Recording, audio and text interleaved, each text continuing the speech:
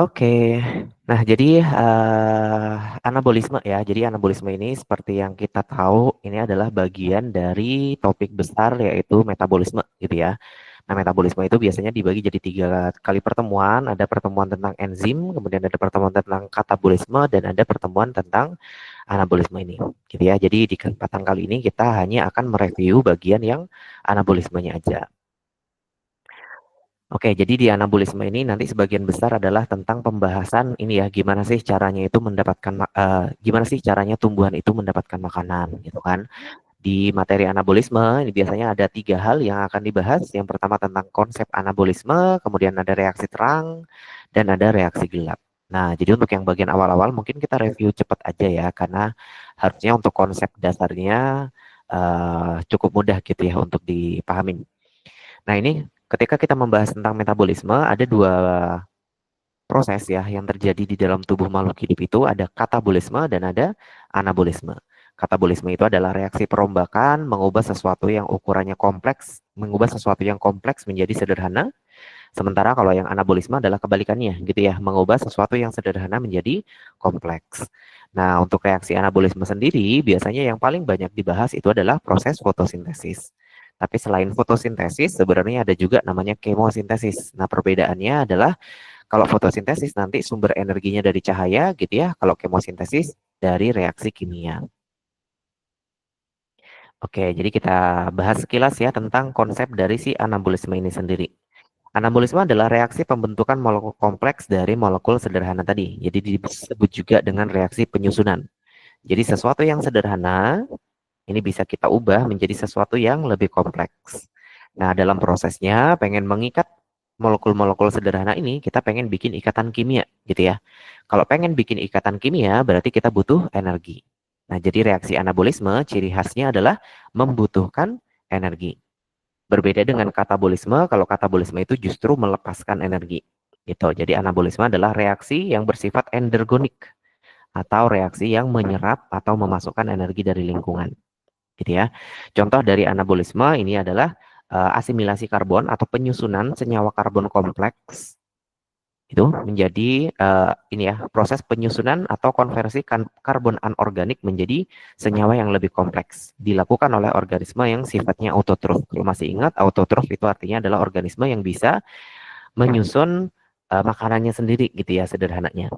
Nah, anabolisme sendiri nanti biasanya ada 2 nih yang dicontohkan, yaitu kemosintesis dan fotosintesis. Kalau kemosintesis itu adalah penyusunan senyawa organik ya dengan memanfaatkan energi kimia. Jadi kemo artinya kan kimia. Menggunakan energi kimia untuk menyusun senyawa organik. Contohnya apa? Misalkan contohnya dilakukan oleh beberapa mikroorganisme, kayak misalkan Archaebacteria. Jadi contohnya misalkan adalah bakteri belerang ya atau Thiobacillus. Nah, si Thiobacillus ini nanti dia akan memecah belerang gitu ya. Contohnya di sini. Jadi dia memecah nih apa namanya H2S gitu ya. Memecah H2S. Nah, nanti pemecahan H2S ini akan menghasilkan energi gitu.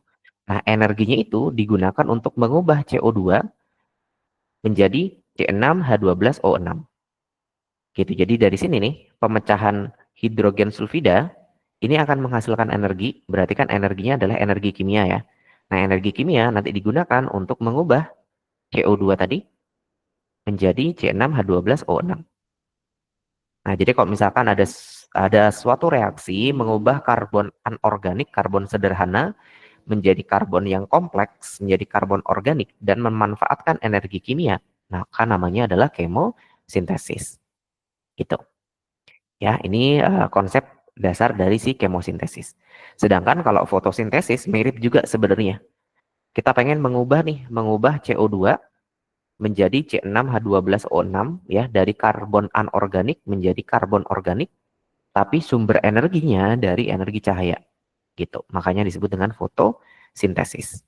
Memanfaatkan energi dari cahaya untuk menyintesis zat organik berupa glukosa dari karbon anorganik berupa karbon dioksida. Nah, apakah semua makhluk hidup bisa melakukan fotosintesis? Enggak bisa ya. Jadi hanya beberapa organisme saja yang memiliki klorofil. Yang memiliki, pigmen penangkap cahaya. Contohnya klorofil. Nah, siapa contohnya organisme yang memiliki klorofil, yaitu adalah tumbuhan atau plante, kemudian alge, dan ada cyanobacteria. Gitu ya. Nah, kenapa kok harus punya klorofil gitu kan? Karena klorofil ini nanti yang bertugas untuk menyerap energi cahaya. Kemudian sama klorofil energi cahayanya itu dikonversi atau diubah menjadi ATP dan NADPH menjadi energi kimia. Nah, prosesnya disebut dengan reaksi terang gitu ya. Jadi nanti ada tahap namanya reaksi terang yang fungsinya adalah untuk mengkonversi energi cahaya menjadi energi kimia. Nah, baru deh energi kimia dalam bentuk ATP dan NADPH ini digunakan oleh reaksi gelap untuk mengubah karbon dioksida menjadi karbon yang sifatnya lebih kompleks. Jadi sebenarnya fotosintesis itu nggak langsung pakai cahaya matahari gitu ya, tapi ada pengubahan energi dulu. Energi cahaya diubah dulu menjadi energi kimia, habis itu baru deh energi kimianya dipakai untuk mengubah karbon anorganik menjadi karbon organik.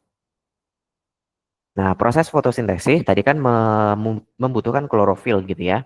Klorofil kalau di organisme tingkat tinggi kayak tumbuhan itu adanya di bagian kloroplas. Nah, ini nanti teman-teman juga harus ingat ya bagian-bagian dari kloroplas itu sendiri. Jadi kloroplas ini adalah organel bermembran ganda, ada membran bagian luar gitu kan. Ada membran bagian dalam. Nah, nanti membran bagian dalam itu akan membentuk struktur seperti tumpukan koin gitu ya. Tumpukan koinnya namanya adalah grana, sedangkan kalau satu buah koinnya itu namanya adalah tilakoid. Nah, klorofil nanti ada di bagian si tilakoidnya itu. Sedangkan ruangan yang ada di sekitarnya grana ini, yang ruangan-ruangan ini berisi cairan, ini namanya adalah stroma. Nah, ini yang kotakin ini yang perlu kita ingat ya, karena di bagian sinilah nanti reaksi fotosintesis itu terjadi. Jadi tilakoid itu adalah yang seperti koinnya, satu buah koin, tumpukan tilakoid namanya adalah grana. Kemudian ruangan yang berisi cairan yang ada di sekitarnya itu namanya adalah stroma. Oke. Nah, secara umum nanti fotosintesis itu bisa kita gambarkan kayak gini doang nih. Jadi selama kalian menguasai konsep gambar ini sebenarnya nanti bisa digunakan untuk menjawab banyak soal, gitu ya. Jadi fotosintesis teman-teman dibedain menjadi dua tahapan tadi. Ada reaksi terang dan ada reaksi gelap. Reaksi terang terjadinya di bagian tilakoid. Tilakoid tadi yang kayak koin gitu ya. Disebut terjadi di grana boleh nggak Kak? Boleh, karena grana adalah tumpukan atau kumpulan dari tilakoid. Sementara reaksi gelap itu terjadinya di stroma, di ruangan yang ada di sekitarnya tilakoid. Nah, reaksi terang intinya kayak gini. Reaksi terang adalah reaksi yang pengen mengubah energi cahaya menjadi energi kimia dalam bentuk ATP dan NADPH. Jadi perhatikan arah panahnya ya. Jadi reaksi terang yang masuk adalah energi cahaya, kemudian hasilnya adalah ATP dan NADPH. Gitu. Jadi panah yang keluar dari reaksi terang itu apa? ATP dan NADPH. Jadi reaksi terang adalah reaksi yang mengubah energi cahaya menjadi energi kimia. Nah, cuman dalam prosesnya reaksi terang ini membutuhkan donor elektron gitu. Nah, yang berperan sebagai donor elektron adalah H2O. Ya, jadi air di sini masuk ke dalam reaksi terang gitu ya, dibutuhkan sebagai donor. Nanti elektronnya dipakai untuk mengubah NADP menjadi NADPH. Jadi sederhananya kayak H2O, H-nya ini, hidrogennya ini dipakai untuk bikin NADPH. Gitu ya. Sementara O-nya kan nggak kepake ya. Oksigennya nggak kepake, makanya kemudian oksigennya dikeluarin kembali. Gitu ya. Jadi dari bagan ini bisa kita simpulkan bahwa reaksi terang adalah reaksi yang mengubah energi cahaya menjadi energi kimia dalam bentuk ATP dan NADPH. Prosesnya membutuhkan air sebagai donor elektron dan melepaskan oksigen. Nah, setelah terbentuk ATP dan NADPH, baru deh bisa lanjut ke reaksi gelap. Jadi reaksi gelap ini teman-teman hanya bisa terjadi kalau sudah ada reaksi terang. Kenapa seperti itu? Karena reaksi gelap ini kan pengen mengubah CO2 menjadi karbohidrat. Cuman prosesnya itu butuh energi gitu. Energinya adalah energi kimia yaitu berupa ATP dan NADPH yang dihasilkan oleh reaksi terang tadi. Jadi sederhananya adalah reaksi terang menyediakan energi untuk berlangsungnya reaksi gelap. Gitu ya. Jadi reaksi gelap hanya bisa terjadi kalau sudah ada reaksi terang gitu. Nah, jadi bagian kesimpulan gitu ya dari fotosintesis adalah seperti ini. Kalian harus bisa membedakan apa saja yang terjadi di reaksi terang dan apa saja yang terjadi di reaksi gelap. Apa yang dibutuhkan dan apa yang dihasilkan oleh masing-masing prosesnya. Nah, nanti ini coba kita bahas lebih detail ya, kayak sebenarnya reaksi terang itu prosesnya gimana, reaksi gelap itu prosesnya kayak gimana. Oke, yang penting kita kebayang dulu, oh fotosintesis ada dua tahapan, ada reaksi terang dan ada reaksi gelap. Tapi reaksi gelap ini hanya bisa terjadi kalau sudah ada reaksi terang, gitu. Ini cek konsepnya kita skip aja ya. Nah, sekarang kita langsung ke reaksi terang fotosintesis. Jadi reaksi terang tadi adalah reaksi yang pengen mengubah energi cahaya menjadi energi kimia. Reaksi terang fotosintesis adalah reaksi yang membutuhkan energi cahaya, maka disebut juga dengan light dependent reaction. Jadi reaksi yang bergantung pada keberadaan cahaya. Jadi kalau nggak ada cahaya, ya reaksi terang ini nggak akan bisa terjadi gitu. Di mana terjadinya fotosintesis reaksi terang, yaitu terjadinya di tilakoid atau di grana. Ya kenapa kok terjadinya di situ? Karena reaksi terang nanti membutuhkan pigmen klorofil yang berfungsi sebagai penangkap energi cahaya. Gitu. Jadi kan tadi reaksi terang butuh energi cahaya ya. Nah, ada yang harus menangkap gitu. Ada yang bertugas untuk menangkap energinya. Yang bertugas menangkap adalah klorofil. Klorofil adanya di tilakoid atau di granat. Nah, pada reaksi terang nanti terjadi pengubahan energi cahaya menjadi energi kimia ya dalam bentuk ATP dan NADPH. Terus ATP dan NADPH ini dibutuhkan oleh reaksi gelap gitu. Selain membutuhkan energi cahaya, reaksi terang juga membutuhkan air, gitu ya. Nah, air ini nanti dipecah nih, teman-teman. Prosesnya namanya adalah fotolisis air. Proses ini akan menghasilkan oksigen dan oksigennya akan dikeluarin. Ini ya. Jadi bagannya itu mau gimana pun bentuknya, intinya sama. Coba kita lihat bagan yang di sini. Bentuknya kan beda dengan yang tadi ya, tapi sebenarnya maksudnya sama. Reaksi terang butuh energi cahaya menghasilkan energi kimia dalam bentuk ATP dan NADPH. Reaksi terang membutuhkan air sebagai donor elektron dan melepaskan oksigen. Gitu. Oke ya. Nah sekarang nanti kita akan coba lebih bahas lebih detail ya. Tapi sebelum ke sana kita mungkin pengen menjelaskan dulu terkait dengan cahaya itu sendiri. Nah cahaya di reaksi terang itu sebenarnya fungsinya untuk apa sih? Jadi cahaya di sini adalah sebagai sumber energi. Jadi bayangin kalau kalian masih ingat setiap atom itu kan ada elektron-elektronnya kayak gini ya. Jadi suatu atom itu kan memiliki elektron dan setiap elektron itu kan ada kulit-kulitnya gitu ya, ada lintasan-lintasannya. Jadi bayangin ketika ada suatu elektron menyerap energi dari cahaya, maka energi dari elektron tersebut kan jadi berubah. Energinya jadi lebih tinggi. Nah, ketika energinya lebih tinggi, itu jadi nggak cocok lagi nih di kulitnya dia yang awal.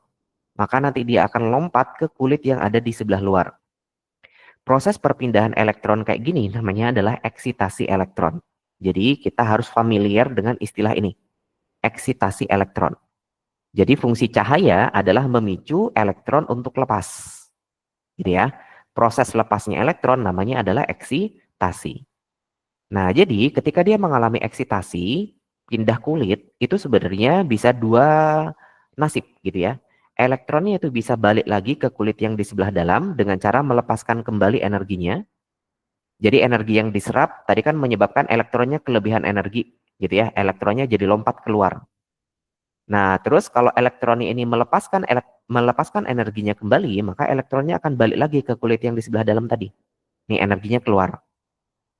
Atau bisa juga elektronnya itu apa namanya? Jadi energinya itu diserap sama si elektron gitu ya. Nah, nanti si elektronnya ini akan lompat ke molekul lain yang ada di sekitarnya dia. Nah, proses ini nanti apa namanya? Molekul lain yang berfungsi atau bertugas menangkap elektron yang lepas itu nanti namanya adalah akseptor elektron. Jadi kita harus paham bahwa fungsi cahaya di sini adalah memicu elektron mengalami eksitasi. Gitu ya. Jadi nanti ketika misalkan kakak jelaskan ada istilah eksitasi, kalian jangan bingung gitu ya. Jadi maksudnya eksitasi itu apa? Elektronnya lepas. Nah, cahaya yang diterima dari cahaya matahari itu kan sebenarnya banyak ya, maksudnya dari spektrum warnanya tuh panjang gitu kan, banyak. Nah, cuman sebenarnya yang bisa dimanfaatkan oleh tumbuhan itu cuman cahaya tampak aja gitu. Jadi apa namanya? Cahaya matahari yang bisa dimanfaatkan oleh tumbuhan untuk fotosintesis itu hanya cahaya tampak saja atau visible light dengan panjang gelombang 380 sampai 760 nanometer. Nah, nanti berdasarkan penelitian yang dilakukan oleh Engelman, nanti bisa kalian baca-baca lebih detailnya gitu ya. Nah, nanti Engelman ini menyimpulkan gitu ya bahwa cahaya yang paling optimum untuk fotosintesis itu adalah cahaya warna merah dan warna nila. Gitu. Jadi nanti dia melakukan percobaan menggunakan si bakteri aerob itu ya. Jadi ada ganggang nih Spirogyra dikasih spektrum warna berbeda dari Magicu hibiniu, kemudian dikasih bakteri aerob. Nah, ternyata di bagian alga yang disinari dengan warna merah dan warna nila, itu bakteri aerobnya banyak yang ngumpul. Karena ada banyak bakteri aerob, berarti di situ kan banyak oksigen ya. Oksigen itu kan hasil dari fotosintesis tadi. Nah, maka bisa disimpulkan bahwa bagian yang disinari warna merah, oksigennya banyak, berarti fotosintesisnya juga banyak. Demikian juga yang disinari dengan warna nila, karena oksigennya banyak, ya berarti di sini juga fotosintesisnya banyak. Maka kemudian Engelman menyimpulkan bahwa cahaya yang paling optimum itu adalah merah dan nila. Gitu. Ya, nanti bisa dibaca-baca lagi ya terkait dengan penelitiannya. Nah, mungkin sekarang kita fokus ke sini. Struktur tilakoid sebagai tempat berlangsungnya reaksi terang fotosintesis. Nah, jadi fotosintesis itu tadi kan terjadinya di bagian tilakoid gitu ya. Nah, di bagian tilakoid nanti ada struktur kayak gini. Jadi kalau misalkan tilakoidnya itu kita perbesar, itu nanti ada beberapa komponen gitu ya yang terlibat dalam proses fotosintesis reaksi terang. Nah, nanti ada yang namanya kompleks fotosistem, ini yang berwarna ungu di sini, kompleks fotosistem namanya. Kompleks fotosistem nanti ada dua macam gitu ya, ada fotosistem 1 dan ada fotosistem 2. Fotosistem 2 ini peka terhadap panjang gelombang 680 nanometer, sementara fotosistem 1 peka terhadap panjang gelombang 700 nanometer. Dan di setiap kompleks fotosistem nanti itu ada yang namanya klorofil A yang berfungsi sebagai pusat reaksi. Ini nanti namanya adalah klorofil A. Tapi selain ada kompleks fotosistem, di membran tilakoid ini juga ada yang namanya protein pembawa elektron, plastoquinon, ada plastosianin, dan ada ferredoksin. Selain ada protein pembawa elektron, di sini juga ada enzim gitu ya. Ada enzim namanya NADP plus reduktase dan ada enzim namanya ATP sintase. Nah, NADP plus reduktase ini berarti berfungsi untuk mereduksi NADP plus membentuk NADH. Sementara kalau ATP sintase ini berarti berfungsi untuk mensintesis ATP. Nah, sekarang kita coba lihat lebih dalam ya struktur dari si fotosistemnya. Nah, ini adalah kompleks dari fotosistem. Jadi fotosistem itu ya tadi kan ada dua macam ya, ada fotosistem 1 dan ada fotosistem 2. Tapi mirip-mirip sebenarnya strukturnya. Di dalam fotosistem itu nanti ada yang namanya pusat reaksi. Sini ya, segini nih namanya pusat reaksi. Di dalamnya ada klorofil A dan ada akseptor elektron primer. Dan ada yang namanya kompleks antena. Jadi antena ini yang di samping-sampingnya. Nah, di kompleks antena nanti ada yang namanya molekul pigmen antena. Gitu ya. Jadi kompleks fotosistem ada pusat reaksi dan ada kompleks antena. Di pusat reaksi itu ada klorofil A, ada akseptor elektron, dan di kompleks antena ada molekul pigmen antena. Nah, nanti mereka inilah yang berperan dalam proses reaksi terang gitu. Nah, tadi kalau misalkan masih ingat fotosintesis cahaya itu kan berfungsi memicu eksitasi gitu ya. Nah, nanti bagian dari kompleks fotosistem yang mana nih yang akan dieksitasi? Yaitu adalah pasangan klorofil A-nya. Oke. Nah, jadi tahapan reaksi terang itu sebenarnya dimulai dengan proses yang namanya aktivasi klorofil. Jadi nanti klorofil itu diaktifkan oleh adanya cahaya. Kemudian adanya cahaya memicu adanya aliran elektron. Dan aliran elektron ini nanti akan memicu pembentukan ATP. Gitu ya. Jadi ada 3 tahapan, ada aktivasi klorofil, ada aliran elektron, dan ada pembentukan ATP. Nah, berdasarkan aliran elektronnya, reaksi terang dibedain jadi dua. Ada fotofosforilasi non-siklik dan ada fotofosforilasi siklik. Non-siklik berarti ini bentuknya bukan siklus, sedangkan kalau siklik ini berarti bentuknya adalah berupa siklus. Ya, jadi diingat ini berdasarkan arah aliran elektron. Ada yang bukan siklus, ada yang siklus. Nah, sekarang coba kita bahas satu-satu, mulai dari yang non-siklik dulu, yang bukan siklus. Oke, ini prosesnya agak panjang gitu ya. Jadi pertama, dimulai dari adanya aktivasi klorofil tadi ya, dengan adanya cahaya. Jadi ketika ada cahaya nih, cahaya datang, energi cahaya pertama-tama nanti ditangkap dulu sama kompleks antena. Masih ingat ya, ini tadi namanya adalah kompleks antena. Jadi keberadaan cahaya itu akan memicu apa namanya akan ditangkap sama kompleks antena. Kemudian dari antena ini, dari pigmen-pigmen antena, energinya akan diberikan ke sepasang klorofil A yang ada di pusat reaksi. Nah, ketika klorofil A yang ada di pusat reaksi ini mendapatkan energi dari cahaya tadi, maka si kompleks antena ini akan mengalami eksitasi nih. Masih ingat tadi eksitasi artinya apa? Artinya adalah elektronnya lepas, gitu ya. Jadi klorofil A di sini akan kehilangan elektron. Jadi ada dua elektron dari klorofil A yang terlepas. Nah, ditangkap sama yang warnanya biru nih. Yang warnanya biru ini tadi namanya adalah akseptor elektron primer. Gitu ya. Jadi klorofil A akan kehilangan elektron. Elektronnya ditangkap sama akseptor elektron primer. Nah, berarti ketika di sini klorofil A ketika dia kehilangan elektron berarti kan kondisinya jadi nggak stabil ya. Kondisinya nggak stabil, gimana caranya biar stabil? Berarti dia harus mendapatkan donor elektron. Nah, inilah datang si H2O. Jadi H2O di sini dia berperan nanti sebagai donor elektron untuk menutup kekurangan elektron pada klorofil A di kompleks fotosistem 2. Gitu ya. Jadi apa namanya? Kita ulang lagi ya. Jadi pertama-tama fotosistem 2 di sini dia mendapatkan energi cahaya.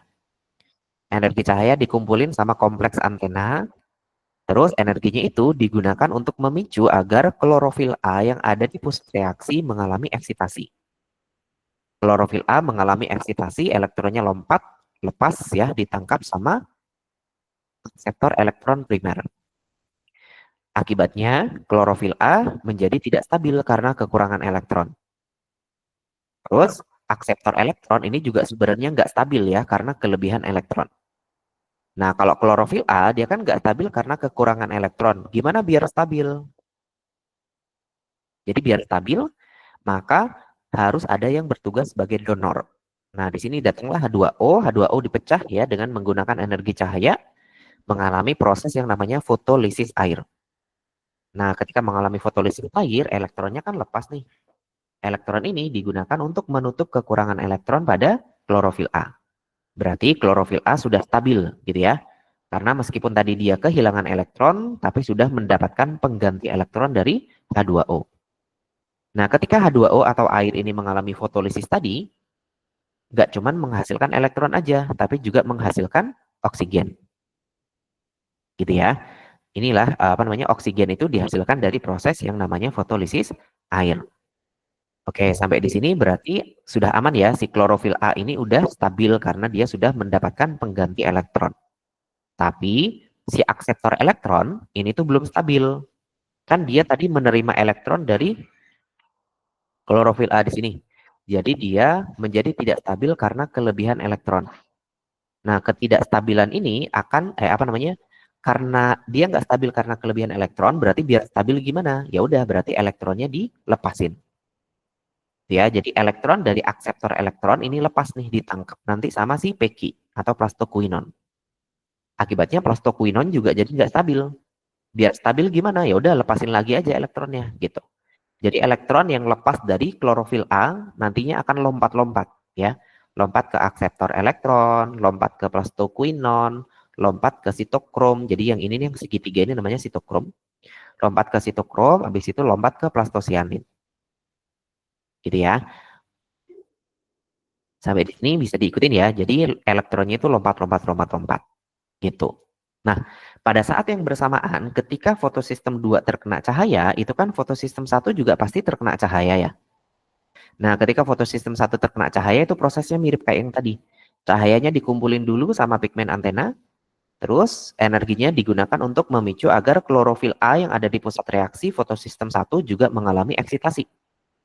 Nah, akibatnya klorofil A di fotosistem 1 ini kan kehilangan elektron. Elektronnya ditangkap sama akseptor elektron yang ada di sini. Berarti kan klorofil A jadi tidak stabil karena kekurangan elektron. Nah, gimana caranya biar stabil? Berarti harus ada yang bertugas sebagai donor, gitu kan? Nah, cuman bedanya kalau yang tadi fotosistem 2 donornya adalah dari air. Nah, kalau yang fotosistem 1 ini donornya adalah elektron yang berasal dari fotosistem 2 tadi. Kalau masih ingat tadi kan elektron awalnya dari sini ya, dari klorofil A. Lompat ke akseptor elektron primer, lompat ke plastokuinon, lompat ke sitokrom, lompat ke plastosianin. Nah, habis itu lompat masuk ke fotosistem 1 untuk menutup atau mengisi kekurangan elektron pada klorofil A yang ada di fotosistem 1. Nah, berarti fotosistem 1 sekarang juga udah stabil klorofil A-nya. Tapi akseptor elektronnya belum stabil karena kan dia tadi kelebihan elektron ya, menerima elektron dari si fotosistem dari klorofil A fotosistem 1. Nah, berarti biar stabil gimana nih si akseptor elektronnya? Jadi dia harus melepaskan lagi elektronnya. Elektronnya lepas, ditangkap sama ferredoksin. Ferredoksin nggak stabil, kelebihan elektron, maka biar stabil ya elektronnya dilepasin lagi. Dilepasin ke NADP plus reduktase. Nah, kemudian sama NADP plus reduktase, elektronnya itu digunakan untuk mengubah NADP plus menjadi NADPH.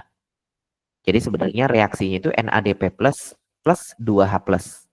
Nah, jadi biar NADP plus bisa berikatan dengan 2H plus, dia kan butuh 2 elektron. Nah, makanya elektronnya itu dipakai nih. Yang dari ferredoksin, elektronnya dipakai buat mengikat NADP plus menjadi NADPH.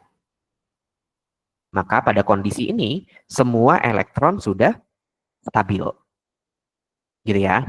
Jadi elektron dari fotosistem 1, dari fotosistem 2, lompat, masuk ke fotosistem 1.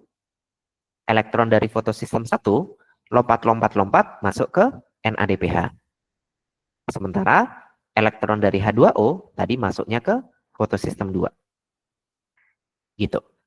Bisa diikutin ya. Jadi ini adalah aliran elektron yang non-siklik. Karena elektronnya seolah-olah nih dari air masuk ke fotosistem 2, dari fotosistem 2 ke fotosistem 1, dari fotosistem 1 ke NADP plus reduktase. Jadi elektronnya itu nggak muter-muter, tapi satu arah. Gitu. Oke ya. Nah, sekarang kita lihat nih. Jadi kalau tadi kan udah selesai ya, aliran elektronnya udah selesai, kemudian sudah menghasilkan NADPH dan menghasilkan oksigen. Itu kan? Padahal tadi kan untuk reaksi terang itu juga ada hasil ATP. Nah, ATP-nya itu dihasilkan dari mana? Nah, kita balik lagi ke sini. Ketika elektron itu melewati sitokrom, ini ya. Jadi ketika elektron lompat nih dari plastokuinon menuju ke plastosianin, ini kan melewati sitokrom. Nah, jadi sitokrom ini adalah protein pompa yang ketika dia dilewatin elektron akan memicu masuknya H+. Jadi H+ di sini akan dipaksa masuk gitu ya sama sitokrom ketika sitokrom itu dilewatin oleh elektron. Jadi setiap ada elektron lewat, dia masukin H+. Elektron lewat, dia masukin H+. Elektron lewat, dia masukin H+. Akibatnya apa? H+ di dalam sini jadi berlebihan. Ada yang berasal dari pemecahan air tadi, karena H2O ketika dipecah menjadi H+ sama oksigen ya. Jadi ada yang berasal dari pemecahan air, ada juga yang dipaksa masuk sama sitokrom. Akibatnya H+ di dalam sini menjadi sangat banyak. Akibatnya H+ ini akan memaksa untuk keluar gitu. Jadi karena ada perbedaan konsentrasi H+ antara di luar sini dengan di dalam sini, maka H+ dari dalam sini akan memaksa untuk keluar. Nah, tempat keluarnya dia namanya adalah enzim ATP sintase. Nah, ketika ATP sintase ini dilewatin oleh H+, ya, ATP sintase akan mendapatkan energi untuk mengubah ADP menjadi ATP. Gitu ya. Jadi kalau masih ingat, ATP sintase itu kan bentuknya kayak turbin gitu ya. Sementara aliran H+ di sini mirip seperti air terjunnya. Cuman mungkin di sini gambarnya air terjunnya ke atas gitu ya. Jadi karena ada aliran air terjun, maka turbinnya muter, generatornya muter nih si ATP sintase, terus energinya itu digunakan untuk mengubah ADP menjadi ATP.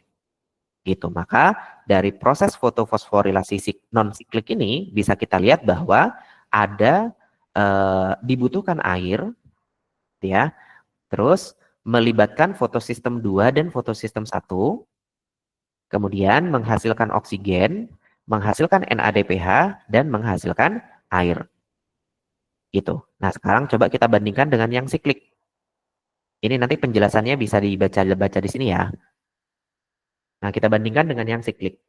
Kalau yang siklik, ini cuma melibatkan fotosistem 1 aja, teman-teman.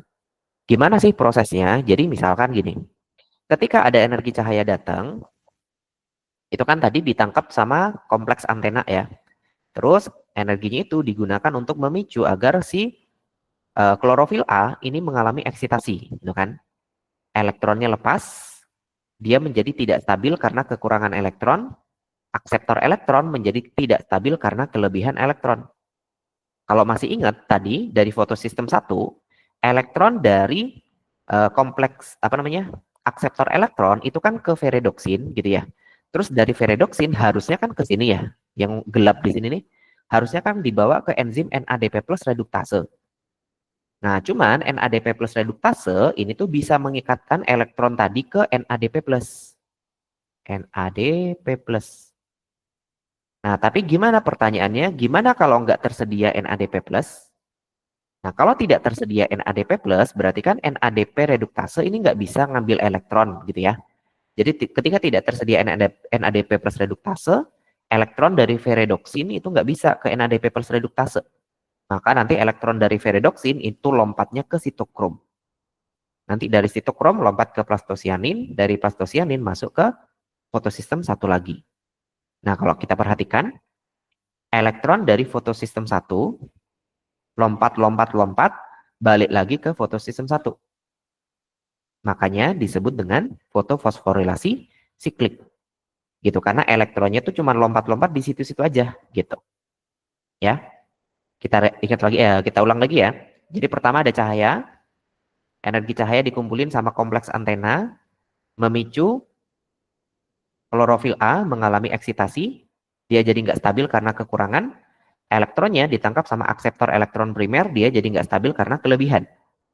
Nah, elektron dari akseptor elektron nanti ditangkap sama ferredoksin, terus dari ferredoksin menuju ke sitokrom. Dari sitokrom menuju ke plastosianin, habis itu balik lagi ke fotosistem 1. Ya, jadi elektronnya cuma muter-muter di sini-sini aja. Nah, oi, sebentar.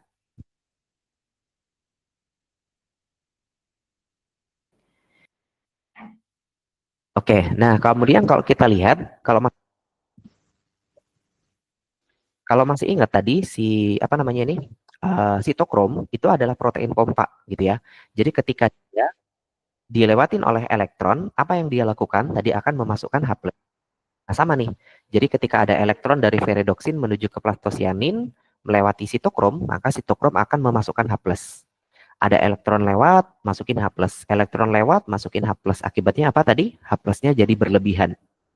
Apa yang terjadi kalau H+ di dalam sini berlebihan? Maka nanti H+ akan keluar lagi melewati ATP sintase. Gitu ya, ketika ATP sintase dilewatin oleh H+, maka terjadilah pembentukan ATP.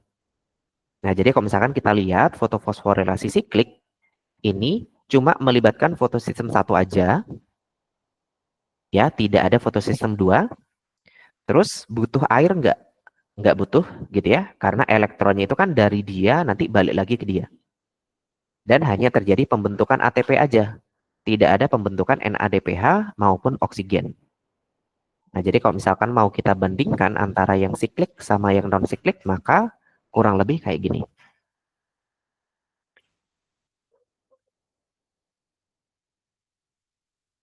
Oke. Jadi yang non siklik aliran elektronnya itu searah gitu ya. Tapi kalau yang siklik dia muter membentuk siklus. Kemudian kalau yang di fotosistem non siklik tadi melibatkan dua macam fotosistem, yaitu fotosistem 1 dan fotosistem 2. Sementara yang siklik hanya melibatkan satu fotosistem 1 aja. Yang non-siklik tadi melibatkan fotolisis air, sementara yang siklik dia tidak melibatkan fotolisis air. Berarti yang non-siklik menghasilkan oksigen, gitu ya. Yang siklik tidak menghasilkan oksigen.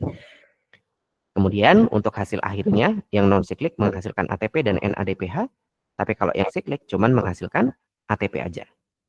Gitu. Oke, bisa dibedain ya antara yang non-siklik dan siklik. Oke, ini untuk cek konsepnya juga kita skip aja ya. Nah, setelah selesai reaksi terang, lanjut ke reaksi gelap. Kalau masih ingat tadi reaksi gelap adalah reaksi yang pengen mengubah CO2 menjadi gula. Dalam prosesnya ini membutuhkan energi gitu ya, yaitu ATP dan NADPH yang dihasilkan oleh reaksi terang. Nah, reaksi gelap sendiri nanti disebut juga dengan light independent reaction. Jadi reaksi yang tidak membutuhkan energi cahaya secara langsung. Tapi meskipun nggak butuh energi cahaya, reaksi gelap itu cuma bisa terjadi kalau ada reaksi terang. Gitu. Oke, berlangsungnya di bagian stroma dan tugasnya adalah tadi untuk menyimpan energi kimia tadi menjadi gula.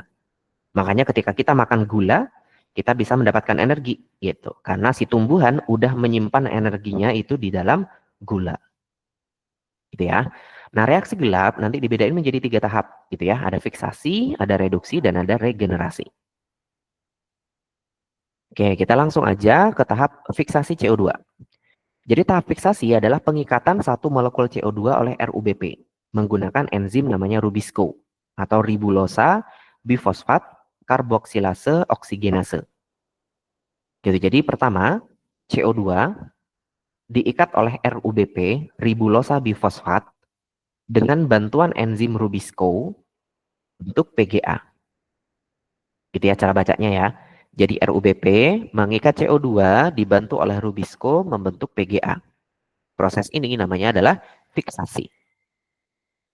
Terus setelah fiksasi, lanjut ke tahap reduksi, yaitu ketika PGA atau fosfogliserat diubah menjadi gliseraldehid 3-fosfat atau G3P. Ini ya. Jadi PGA diubah menjadi G3P. Nah, PGA pengen diubah menjadi G3P itu membutuhkan ATP dan membutuhkan NADPH. Masih ingat tadi ATP dan NADPH ini dapatnya dari mana? Dari reaksi terang. Gitu ya.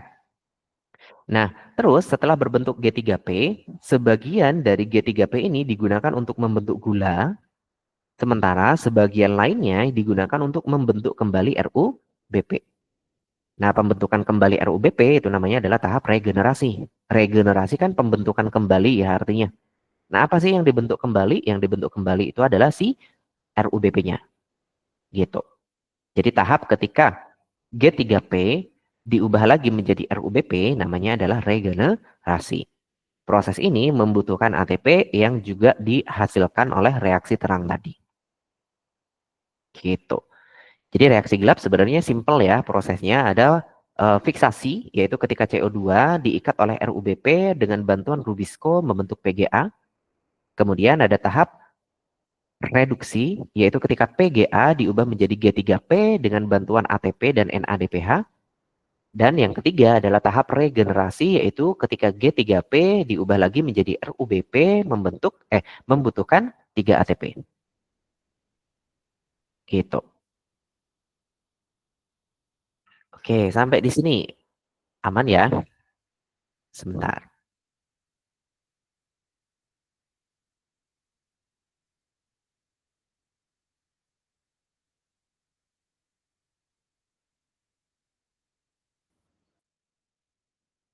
Oke, kita lanjut ya. Ini kita skip saja. Nah, berarti kan reaksi gelap udah selesai nih. Jadi sebenarnya proses fotosintesis kayak tadi ya, ada reaksi terang dan ada reaksi gelap.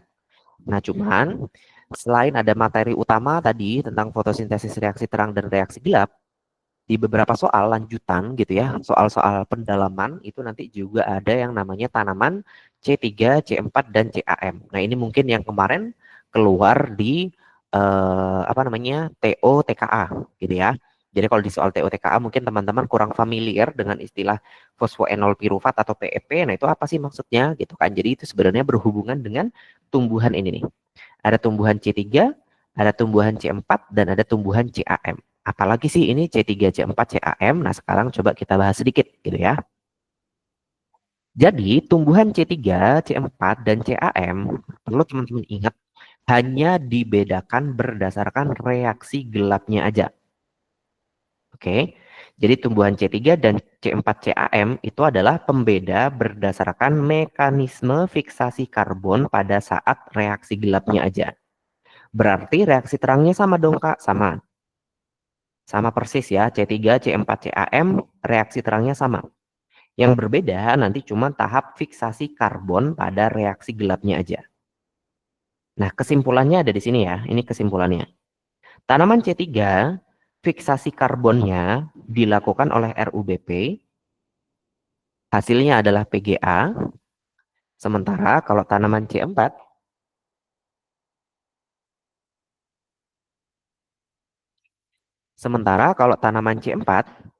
fiksasi karbonnya itu dilakukan oleh PEP atau fosfoenol pirufat membentuk oksaloasetat. Sementara tumbuhan CAM ini fiksasi karbonnya juga menggunakan fosfoenol pirufat, tapi ada catatannya, yaitu dilakukannya di malam hari. Gitu ya. Jadi nanti ini kesimpulannya. Bedanya kalau C3 langsung menggunakan RUBP, C4 menggunakan PEP, CAM menggunakan PEP juga, tapi di malam hari. Nah, sekarang coba kita cek ya, kenapa sih kok beda-beda gitu. Nah, tanaman C3 ini adalah tanaman yang udah kita bahas sejak tadi. Jadi tanaman C3 adalah tanaman yang melakukan reaksi gelapnya itu ya yang kayak kakak jelasin tadi. Ya, fiksasi karbonnya tadi kalau masih ingat menggunakan RUBP. Ya, dibantu oleh Rubisco, enzim Rubisco. Ketika RUBP mengikat CO2, itu kan membentuk PGA ya teman-teman. Nah, PGA ini adalah senyawa yang memiliki 3 atom C. Karena memiliki 3 atom C, makanya tumbuhan ini disebut dengan tanaman C3. Yaitu tanaman yang melakukan fiksasi karbon pertama kali membentuk senyawa berkarbon 3. Itu makanya disebut dengan tanaman C3. Nah, tanaman C3 ini sebenarnya ya membentuk PGA-nya itu di mana? Membentuknya di mesofil daun di siang hari. Jadi kalau masih ingat di tanaman itu kan ada jaringan mesofil ya, ada jaringan mesofil dibedain jadi dua tuh, ada jaringan palisade dan ada jaringan spons gitu kan. Nah, jadi di tanaman C3 pembentukan PGA itu berlangsungnya di mesofil pada siang hari. Nah, cuman di sini ada catatan nih. Pada dasarnya gitu ya, proses ini merugikan bagi tumbuhan kalau di mesofilnya itu banyak oksigen. Karena selain bisa berikatan dengan karbon dioksida, RUBP itu juga bisa berikatan dengan oksigen dan memicu terjadinya fotorespirasi. Fotorespirasi adalah pemecahan gula dengan bantuan cahaya. Jadi maksudnya gini teman-teman, kalau tanaman C3 nih di mesofil gitu ya, ada RUBP, terus ada CO2, ada oksigen, maka RUBP ini itu bisa mengikat dua-duanya, bisa mengikat CO2, bisa juga mengikat oksigen. Kalau mengikat karbon dioksida akan memicu pembentukan gula, gitu kan, melakukan reaksi gelap. Tapi kalau mengikat oksigen malah justru memecah gula. Berarti kalau tanaman memecah gula, untung apa rugi? Rugi, gitu kan? Karena tumbuhan itu kan lebih pengen bikin gula ya daripada memecah gula. Jadi tanaman itu kalau melakukan fotorespirasi, dia mengalami kerugian. Tapi untungnya adalah tanaman C3, oksigen yang dihasilkan dari proses respirasi itu tuh bisa dikeluarin. Oksigen yang dihasilkan dari reaksi terang itu tuh bisa dikeluarin melewati stomata yang selalu terbuka. Jadi pada tanaman C3 nih, di mesofil daunnya, RUBP-nya ada, CO2-nya ada, tapi oksigennya sedikit gitu. Kalau oksigennya sedikit, ya udah nggak apa-apa, aman. Karena RUBP nanti bisa mengikat lebih banyak CO2. Gitu ya, sehingga pada tanaman C3 pembentukan PGA terjadi, fotorespirasi juga terjadi, tapi jumlahnya sedikit. gitu. Nah, maka tanaman C3 ya udah kayak gitu aja, kayak yang kita bahas tadi. Jadi RUBP mengikat CO2, membentuk PGA dan seterusnya sampai membentuk gula, gitu ya. Nah, tanaman C3 contohnya adalah padi, gandum dan kedelai. Oke, sebentar ya.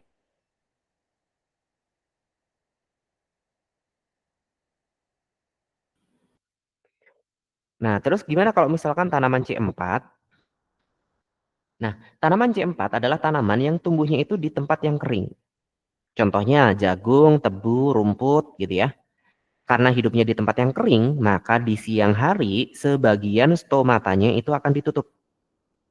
Bayangin tanaman C4 sebagian stomatanya ditutup. Akibatnya apa? Stomata itu kan sebagai tempat masuknya karbon dioksida dan sebagai tempat keluarnya oksigen ya. Berarti kalau stomatanya ditutup, karbon dioksidanya jadi sedikit gitu kan. Yang masuk kan susah nih karbon dioksidanya karena pintunya ketutup. Karbon dioksidanya sedikit, sementara oksigennya jadi banyak karena oksigennya nggak bisa keluar karena pintunya ditutup tadi. Akibatnya pada tanaman C4 di bagian mesofil CO2-nya itu sedikit, oksigennya lebih banyak. Nah, apa yang terjadi kalau misalkan oksigennya lebih banyak? Kalau oksigennya lebih banyak, maka akan memicu terjadinya fotorespirasi. Gitu ya. Jadi kalau tanaman C4 melakukan hal yang sama dengan tanaman C3, itu rugi dia. Jadi kalau misalkan sama dia nih RUBP-nya ditaruh di mesofil, maka RUBP-nya malah mengikat oksigen. Kalau mengikat oksigen malah terjadi fotorespirasi, tanamannya rugi, gitu ya. Maka tanaman C4 ini tuh, tanaman C4 ini tidak menaruh RUBP di mesofil, gitu ya. Jadi tanaman C4 memindahkan RUBP-nya ke tempat yang lain. Namanya adalah seludang pembuluh. Jadi bayangin dulu RUBP pada tanaman C4 itu tidak ditaruh di mesofil, tapi ditaruh di seludang pembuluh. Nah, terus pertanyaannya kalau nggak ada RUBP, terus siapa dong yang bisa mengikat CO2 di situ? Nah, maka si tanaman C4 menggunakan senyawa lain nih untuk mengikat CO2. Namanya adalah fosfoenol pirufat atau yang disingkat dengan PEP. Ya. Jadi PEP ini cuma bisa mengikat CO2 doang nih teman-teman. Jadi meskipun di mesofil itu ada oksigen banyak gitu ya, si PEP ini nggak mau sama oksigen karena dia cuma mau sama karbon dioksida aja. Jadi meskipun karbon dioksidanya dikit, ya udah semuanya tetap bisa diikat sama si PEP. Nah, ketika PEP ini mengikat CO2 akan terbentuk namanya oksaloasetat. Nah, oksaloasetat ini adalah senyawa yang memiliki 4 atom C. Karena memiliki 4 atom C, makanya tanaman ini disebut dengan tanaman C4, yaitu tanaman yang fiksasi karbon pertama kali menghasilkan senyawa berkarbon 4. Gitu ya. Proses ini dibantu oleh enzim namanya PEP karboksilase. Nah, terus setelah diikat nih sama PEP terus diapain Kak? Gitu kan. Nanti oksaloasetat itu akan diubah menjadi malat, kemudian dipindahin ke seludang berkas pengangkut. Tadi, seludang berkas pengangkut tadi yang apa namanya? Apa tadi? RUBP-nya itu dipindahin ke situ. Gitu ya. Jadi nanti dipindahin ke situ kan tadi RUBP-nya ya, maka kemudian si CO2-nya itu diangkut ke situ dengan bantuan PEP tadi. Nah, baru deh di seludang berkas pengangkut ini ya, sel-sel seludang berkas pengangkut tidak mengandung oksigen, sehingga tanaman C4 akan terhindar dari proses fotorespirasi. Di dalam sel seludang berkas pengangkut, malat akan dipecah lagi menjadi karbon dioksida dan pirufat, terus karbon dioksidanya baru deh diikat sama RUBP. Sementara piruvatnya akan diubah lagi menjadi PEP, terus PEP-nya akan dibawa lagi ke mesofil untuk mengulangi siklus yang berikutnya. Nah, gambarannya kayak gini nih teman-teman. Jadi ini adalah anatomi dari tanaman C3, ini adalah anatomi dari tanaman C4. Jadi kalau tanaman C3 tadi, reaksi gelap, fiksasi karbonnya itu terjadi di mesofil sini ya. Terjadinya di mesofil. Kenapa kok terjadi di mesofil? Karena dia bisa memasukkan banyak CO2 dan bisa mengeluarkan dan bisa mengeluarkan oksigen. Tapi kalau tanaman C4, sebagian stomatanya itu ditutup. Kalau stomatanya ditutup, berarti kan di sini nih CO2-nya sedikit, oksigennya banyak. Nah, maka sama tanaman C3, RUBP-nya itu dipindahin ke sini, ke bundle sheet. Ya, ini yang namanya tadi seludang berkas pengangkut. Jadi RUBP-nya tuh dipindah ke situ, gitu. Nah, maka pengikatan CO2 di mesofil itu nggak bisa dilakukan oleh RUBP, maka dilakukan oleh PEP. Membentuk oksaloasetat, terus oksaloasetat diubah menjadi malat, habis itu baru deh malatnya dipindahin ke seludang berkas pengangkut. Baru nanti di seludang berkas pengangkut diikat oleh RUBP, gitu. Nah, ini bisa dilihat pakai gambar ini juga lebih simpel ya. Jadi kalau tanaman C3 tadi, CO2 langsung diikat oleh RUBP di mesofil, membentuk PGA, habis itu diubah menjadi gula. Tapi kalau tanaman C4, CO2 diikat oleh PEP dulu, membentuk oksaloasetat, baru oksaloasetat dibawa ke seludang berkas pengangkut, dipecah menjadi CO2, baru nanti diikat oleh RUBP di sini. Gitu ya. Nah, terus kalau CAM gimana nih, Kak? Nah, kalau CAM ini adalah tanaman yang hidupnya di gurun. Kalau di gurun berarti semua stomata di siang hari itu ditutup rapat. Kalau siang hari ditutup rapat berarti nggak ada dong asupan CO2 di siang hari. Betul. Kalau nggak ada asupan CO2 di siang hari berarti bisa nggak mengikat CO2 di siang hari? Nggak bisa. Maka tanaman CAM hanya bisa mengikat CO2 itu di malam hari. Gitu. Kalau di malam hari berarti diikatnya sama siapa, Kak? RUBP apa PEP? Nah, pertama dia diikatnya sama PEP dulu. Kenapa kok diikatnya sama PEP? Karena kalau diikat sama RUBP itu kan berarti harus lanjut ke siklus reaksi gelap ya. Padahal reaksi gelap tadi kan hanya bisa terjadi kalau sudah ada reaksi terang. Gitu ya. Jadi reaksi gelap ini hanya bisa terjadi kalau ada reaksi terang. Berarti kalau misalkan CO2 diikat di malam hari menggunakan RUBP itu nggak bisa gitu. Karena kan dia harus segera langsung mulai reaksi gelapnya. Padahal reaksi gelap butuh reaksi terang. Jadi di malam hari dia tuh menyimpan CO2 sebanyak-banyaknya dalam bentuk oksaloasetat. Gitu. Jadi di malam hari dia menyimpan C4 sebanyak-banyaknya, baru deh pada siang hari C4-nya dipecah gitu ya menjadi CO2, baru CO2-nya diikat oleh RUBP dan seterusnya. Nah, tanaman CAM ini kan menyimpan C4 di malam hari ya. C4 ini tuh suasananya asam, teman-teman. Jadi dia tuh apa namanya? Jadi nama senyawanya tadi kan asam oksaloasetat gitu ya. Asam oksaloasetat berarti kan suasananya asam. Nah, akibatnya daun-daun tanaman CAM itu suasananya asam. Makanya dia disebut dengan Crassulaceae acid metabolism. Gitu. Jadi kenapa disebutnya acid metabolism? Karena dia tadi menimbun senyawa asam di malam hari. Contohnya apa tanamannya? Tanaman Crassulaceae. Yang termasuk tanaman Crassulaceae adalah kaktus, nanas, agave. Gitu. Gitu ya. Jadi mudah-mudahan lebih kebayang bedanya antara C3, C4, dan CAM. Nah, ini kenapa kakak jelaskan ini? Karena ini berhubungan dengan soal OTKA yang kemarin keluar nih. Jadi kalau masih ingat salah satu soalnya kayak gini ya. Peneliti, jadi sebenarnya soal ini simple. Peneliti mengekstrak enzim fotosintesis dari dua lapisan sel daun tebu, yaitu sel mesofil dan sel seludang pembuluh. Hasil analisisnya adalah aktivitas PEP karboksilase tinggi pada mesofil. Terus aktivitas RUBP karboksilase tertinggi pada seludang pembuluh. Akumulasi triosa fosfat atau prekursor pembentuk gula itu paling besar pada lapisan dengan aktivitas Rubisco tertinggi. Pertanyaannya, berdasarkan data tersebut, proses pembentukan glukosa terjadinya di mana? Nah, ini kan sebenarnya sederhana ya, teman-teman ya. Pembentukan glukosa itu kan reaksi gelap tadi.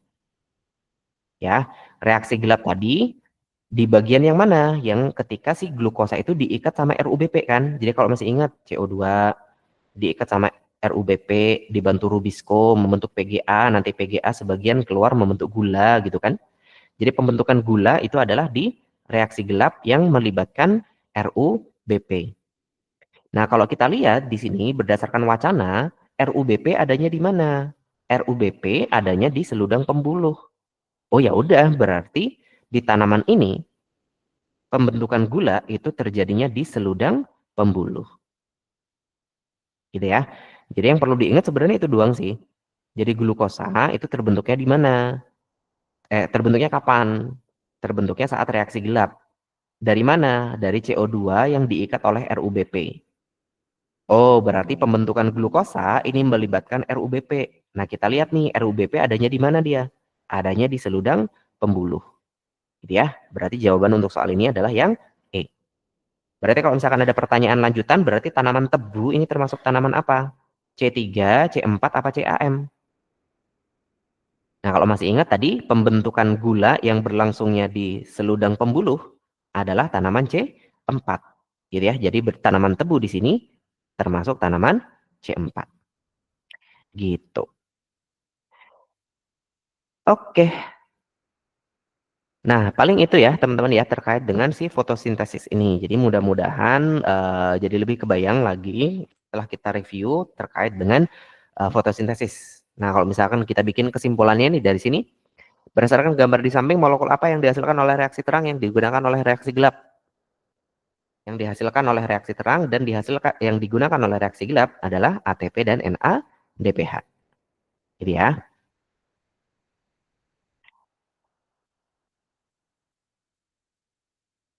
Ini nanti boleh dibaca-baca lagi ya, karena udah jam segini. Nanti ini juga akan bagikan PPT-nya, jadi nanti bisa teman-teman pelajari lagi. Gitu. Sip. Mungkin ada yang ingin ditanyain dulu sebelum kita akhiri?